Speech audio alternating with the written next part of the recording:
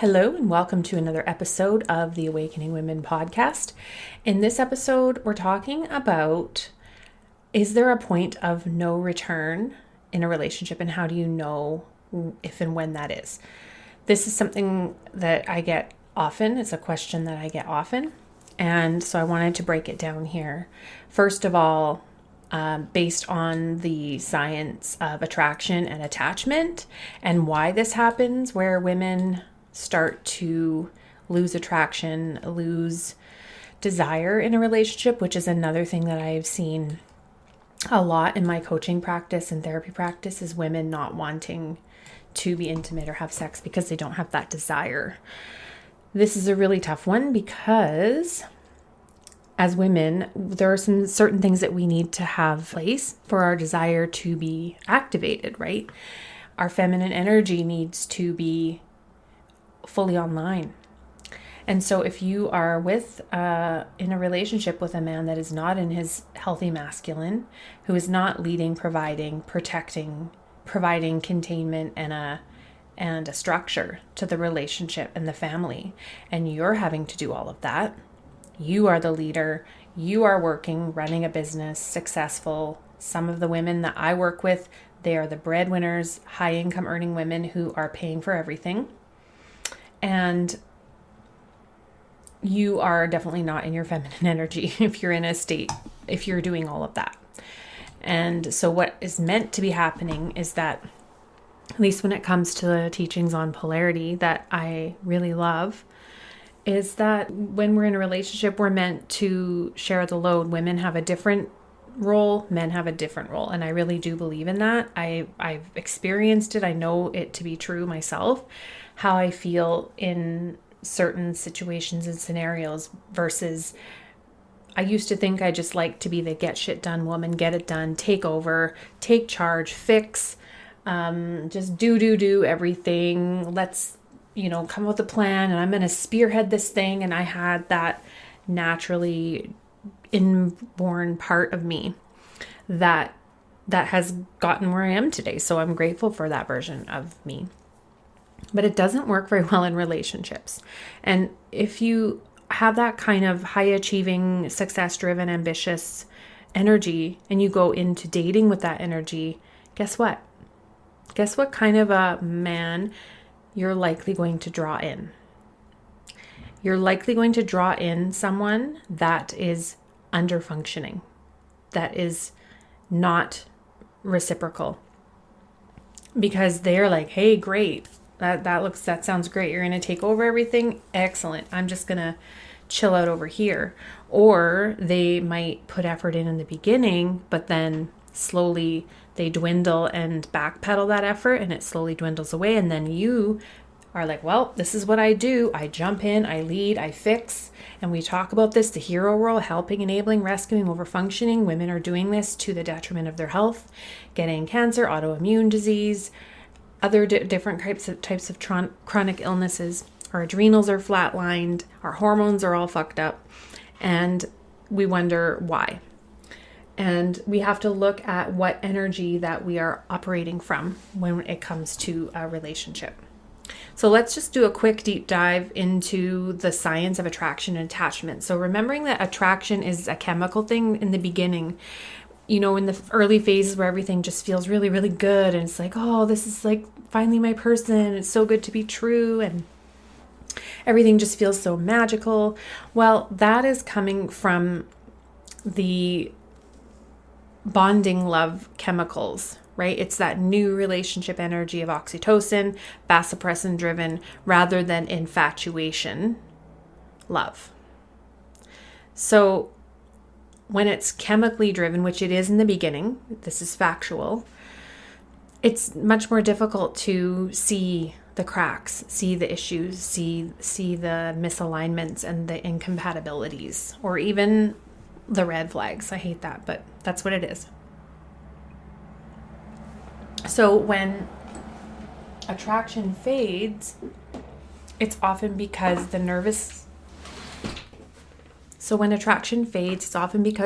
system no longer associates him with safety, excitement, or desire.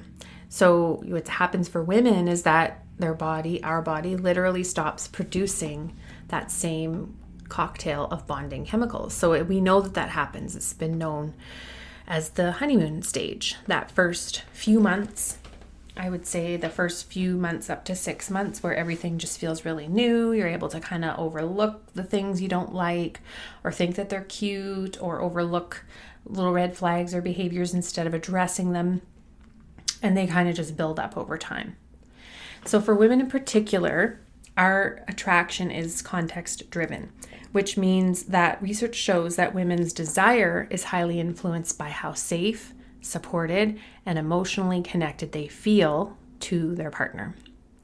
So if resentment, neglect, or repeated boundary violations start to creep in, they pile up, it chips away at that foundation. And then once she no longer feels safe or emotionally attuned, her brain shifts from bonding mode into self-protective detachment, which you might already be experiencing. And this is really unconscious. It's not necessarily something that you do at first that is conscious, but once we have crossed that threshold into that, it is very hard, if not impossible, I would say, to reverse. It's kind of the thing where I say to women in my program when they come in and they do the first module, lifting the veil. And what I say in there is just be ready, because once you see, you're not going to be able to unsee it. There's no more going back to sleep once you've had your awakening. So you can't go back and then pretend you don't know what you know now, right? So this might be exactly where you are. And women will say, well, now he's doing this, that, and the other, and being so great and loving and nice and whatever. At what point is it just too little too late? Well, this is where it becomes that. So women may fight for the relationship at the first signs of this. And especially the powerful ones, us outspoken ones, we will argue, we'll ask for change, we'll lead the change, we'll book therapy, we'll read 50,000 marriage books and then try to teach them what we're learning and get them on board and force them to do the growth work. But when nothing changes, when they've done everything, it just leads to an emotional numbness that is very difficult to revive. In fact, it's usually downhill from there. It's a downward spiral from that point. So remember that it's a process at first, and then you shift into the decision. And this is a gradual process, usually. There can be really quick shifts that happen within this if you have new awakenings and new information, or you're getting mentorship around this, specific specialized mentorship to help you see things more clearly. Then it can happen quickly, but not necessarily quickly because it's been building up for years or decades. And so when women come into my relationship clarity method, which is formally in the cycle, it's the same method, different branding, different name. It's got some other epic processes in there and other things that I've created over time. But they come in and they're like, within weeks, I have shifted. Everything's changed. I made the decision. I'm getting the divorce. I'm doing this. I'm doing that. Within weeks, when they've tried years of therapy, well, it's not necessarily that my program or process fixed everything. It was just that they were at that point to where they were ready to receive what it was that I was offering with the transformation. Because typically women have already been doing a ton of work and trying to fix it. So the decision comes after your nervous system has already detached typically. And at that point, it can feel like you're flipping a switch, like it happens like that. But truthfully, the switch had already been powering down for months or years or decades. And this is where a lot of times men will act as though they're blindsided, like, what, you never said anything? Or where's this coming from? Like all of a sudden you're just done, right? And it's not that you just suddenly fell out of love or lost feelings. It's that you've just stopped fighting for the relationship long ago, before you actually get to that point where you're ready to eject. So when a woman hits this stage, rekindling feelings is extremely rare, because once her body no longer has that sense of feeling lit up with attraction, she can't force that chemistry back. Now, some women I've worked with will say, no, I still have that.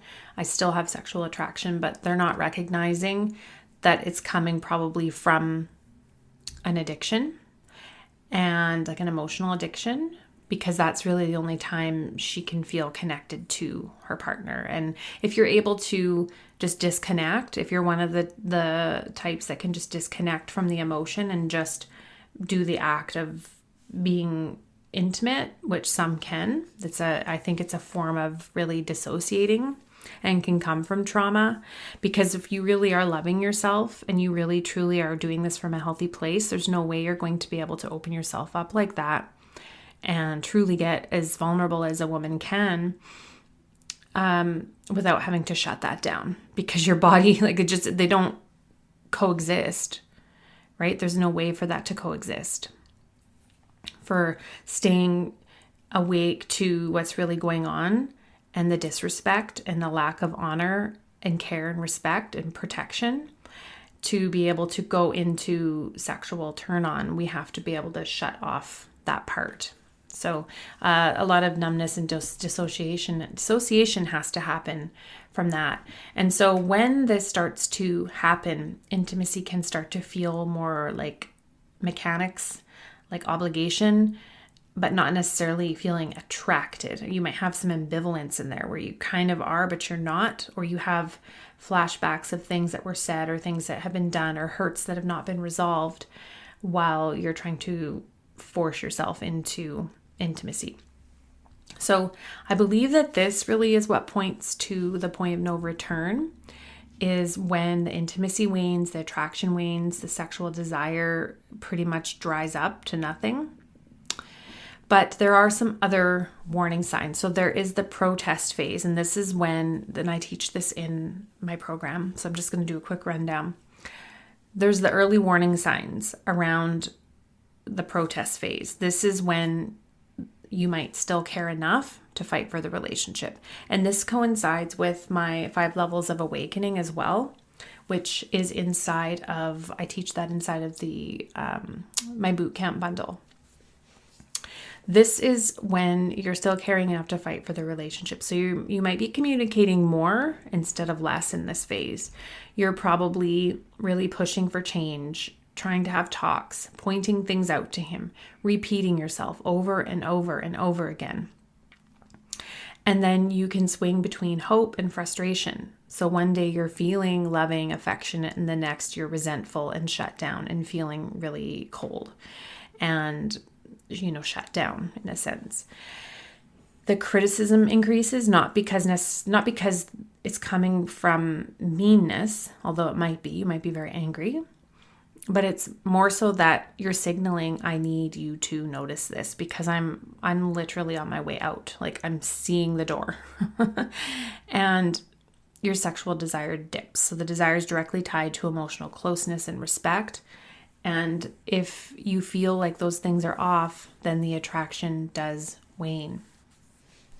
So if change can happen here, feelings can be repaired, but a lot of care and work on both parts needs to be fed into the relationship to rebuild from those early warning signs. And oftentimes what high achieving women do is we just pour more into work, achievements, trying to fill up our cup through successes, through validation in our work, and through achieving, through the goals, through getting what it is that we set out to do. And then we recognize, well, I'm going after all these things, but they're not necessarily giving me the feeling I thought they were. And so they still kind of have this emptiness. And then you're not getting your needs met within the relationship. So it can be a very frustrating place to be like, well, like, where do I start with this, right? Because we have learned that the more we do, the harder we work, then we are worthy. We think that is linked. And so instead of going into that, what I have women do is to slow down and start tuning in about what they need. Now, that's really the very beginning phases of it, because then there are more of the mid warning signs. This is more of the resignation phase. And this is where you might be starting to lose hope, because you lose the desire to stop explaining yourself, because you think, what's the point? He's not going to listen. He's not going to get it. He's going to dismiss. He's going to minimize or change the subject or walk away or shift the blame onto me. And so you move from that first phase into the second where you're no longer speaking up as much. And then the conflict decreases because you're not bringing anything up, but the intimacy is gone. The house is quiet. There's a lot of distance, but it's not in a good way. It's tension. And then the kids can feel that and they can sense that tension in the space. And then what happens here too is that she starts to invest elsewhere. So I have worked with women who have been in affairs, emotional or otherwise. And this can happen because she literally feels like, I have nowhere to turn from here because I feel like I've already tried everything else. I've explained myself till I'm blue in the face. I've done the therapy. I've done the books. I've done everything that I know. Like I've exhausted all options. And then they find themselves in a affair of some sort, emotional or otherwise. They might start to really dive into their career or their kids or friendships or even just into their own inner world and kind of disconnect and dissociate from the relationship. Because any of these other things, whether it's an outside affair, career, kids, friends, this becomes the source of connection that she's craving because she's not getting it from her mate. Now, that doesn't mean that that should only ever be your only source of connection. I believe that that is not healthy either, but it should be a huge part of it because that is the person that you're with the most. You're not with friends all the time and every day. When your kids grow up and fly the nest, you're not with them every day. And you're with your partner every day. So that does need to be a healthy, safe space and a healthy connection. And then when you're in this place, you also might feel like touch feels forced, like you might still hug and kiss, but that warmth and spark is gone. So this is really the gray zone. And if she starts detaching here, it's hard to reverse, but it could still happen. But again, with deep repair and work coming from both people, not from you, the woman, spearheading the entire thing. That's what tends to happen. Women come to me by the time they've been trying to do it all on their own and they're just like exhausted from trying it all. And then they come and work with me and they feel instant relief because of the methods that I teach them for how to stop carrying this on their own and how to let go of the heavy weight, the big sack of boulders that you're carrying that aren't yours. And then you can start seeing things more clearly from that place. And you start seeing things from self-love, from self-honor, self-respect, self-sourced energy, self-sourced frequency, self-sourced self-care, right? Where you're taking care of you emotionally, your inner self-mastery. You're pouring into the things that really light you up. And then you start to see things more clearly around you from that place. This is why doing your own inner self-mastery work is the only way to figure out your relationship, because it's definitely not from trying to explain it to him one more time. It's definitely not going to happen in a therapist's office. It's not going to happen by shoving another book in his face for him to read, or another podcast, or a post. It happens when you change. Everything shifts and the clarity comes. And so when we get into the third and final stage, this is the detachment phase. And this is what I would say is the point of no return, because your nervous system has recalibrated away from your partner, away from the relationship. You no longer see that as your point of connection, your safe space, your comfort space. And so there's an emotional flatness. So you're not necessarily getting angry. You're not begging or crying or trying to make it work anymore. You just feel this calmness, or as some women might say, it's like a numbness. The affection dies. The physical touch feels like a chore. There's no desire. Those future plans begin to vanish. You start coming to terms with that there is no future. And that can be really painful when you start doing what you've been so afraid to do, to actually look at what does life look like outside of this relationship? What are the losses? What are the things that I'm going to lose in this that I'm grieving? And you start thinking more in terms of I instead of we. Like whenever you're thinking about future plans, you're like, I don't want to make future plans with him because I don't know if I'm going to be here. That's one of the big ones, is how much you're including him in future plans and goals. And then the final, and this is really, I think, the last straw, is when your body literally repels him. This is biological. When the safety and attraction collapse, arousal shuts down. That's how we're wired. That is how a woman's body is wired. And so at this point, you're already emotionally single, just not logistically. And then it's interesting because a lot of times these men will start to try and do all the things once they see that you've detached. But that's not going to happen because all of this whole thing has happened behind the scenes. And so your body starts to literally stop feeling the desire, and you can't force it. You're like, why? Where did it go? It's just not even here. I'd rather literally go do anything. Or you're just completely repulsed by it.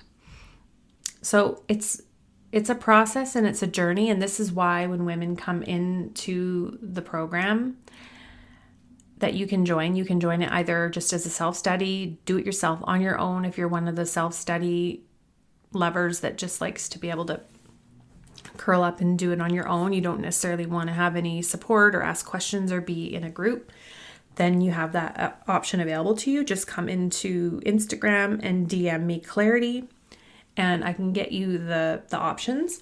You can also upgrade it into joining also the membership. So then you're going to be getting the process for your relationship where you study that on your own regardless. But then you're in the space where we're talking about the self-sourced identity, moving into power with your boundaries in your body, in your career, business, money, abundance, in your feminine energy, really embodying all of these pieces while you are coming to terms with the reality of your relationship. So you have support in the Telegram container that you can come and ask questions in the Q&A each week. But the caveat to this is that there is no toxic men talk in the Telegram. It is, I'm learning this. How do I apply it? What's a boundary I set? How can I shift this? What am I not seeing? That is powerful questioning that actually gets you to think about, okay, how do I frame this in such a way that puts me in a power position? Not how can I get him to change? Decoding his behavior anymore. No more of that. So if you're in that place where you've already done all this and you're at that kind of final warning signs space where you think you might be getting to that point of no return, then get yourself inside. Start with the course if that's what you want to do, or you can do both. And just reach out to me. Let me know what's going on. You can email me. Let me know what's going on for you and I can lead you in the right direction. But don't ignore it, right? It's one of those things that women think, oh, I'm just going to keep doing, that that's the only way. But there is another way. There's a way of surrendering and putting that energy toward what's actually going to serve you. Because trying to spearhead an entire relationship and keep the shit from going down on your own, it's never going to work, no matter what you do. And so what women learn when they come into my spaces is that, I just feel so much relief. Imagine if you could just feel relief right now, even if he doesn't change a thing, even if he doesn't do anything different. Imagine being able to feel relief and even some mental clarity and just a huge weight off without actually needing him to do anything. That is power. And that is detachment. And that is the identity of the self-sourced woman. She is able to pull in those feelings of relief and safety and building this self-security within, no matter what a man is doing or anyone else around her. This will serve you in every area of your career, your business, with other families, with other relationships, in all areas. Because your relationship really is the pulse. It's the pulse for everything else. Like, you're with this person in the most intimate way, and then you're going out about your business in the world from a place of energetic depletion. You know, you're trying to build something and achieve something and run the show and lead at work or in your business. You've got goals, but you've got this heavy weight that's dragging behind you. And you think that's not going to impact every single area, no matter you can do all the things and check off the boxes. And this is true if you're younger, but as you get into your later 40s and 50s, you're not going to be able to keep up with all of it. Your body will literally force you to stop.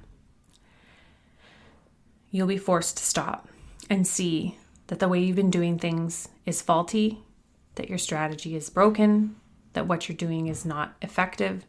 And then when we reach that point, well, then we're like, all right, I surrender. Like, that's when you come into mentorship with me, and that's when everything changes. But you've got to be ready to do the work. You've got to be ready to look at your own shit. You got to be ready to stop trying to fix him, figure out his behavior, figure him out, drag him to therapy like he's a little boy. And you need to step into your powerful woman. The powerful woman that you already are. You're just not acting in alignment with her right now. You're not embodying that power. You might be in your work life, your career, your business life. This is typical for the women I work with. They're kicking ass in that area, but then they go home and they have this dead weight relationship that siphons their energy. I've worked with so many powerhouse women in very high level careers, and they have to go and be on in those spaces and see their patients and clients, but then go home to a misaligned, emotionally vacant, disconnected relationship and the emotional chaos within that. So there is another way, but it requires doing something different. And when you're ready, get a hold of me, message me on Instagram, email me, let me know you're ready, and we'll get you hooked up to a resource or the program or the membership that seems like the right next fit. And I will chat with you in the next episode. Bye for now.